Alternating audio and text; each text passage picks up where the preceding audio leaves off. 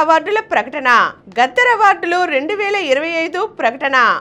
ఉత్తమ చిత్రంగా రాజు వెడ్స్ రాంబాయి.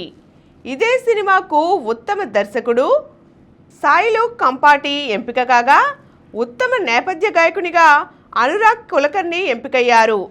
ఇక ఉత్తమ డెబ్యూ ఫీచర్ ఫిల్మ్గా లిటిల్ హార్ట్స్, ఉత్తమ ద్వితీయ చిత్రంగా దండోరా, ఉత్తమ తృతీయ చిత్రంగా ది ప్రీ వెడ్డింగ్ షో ఎంపికయ్యాయి.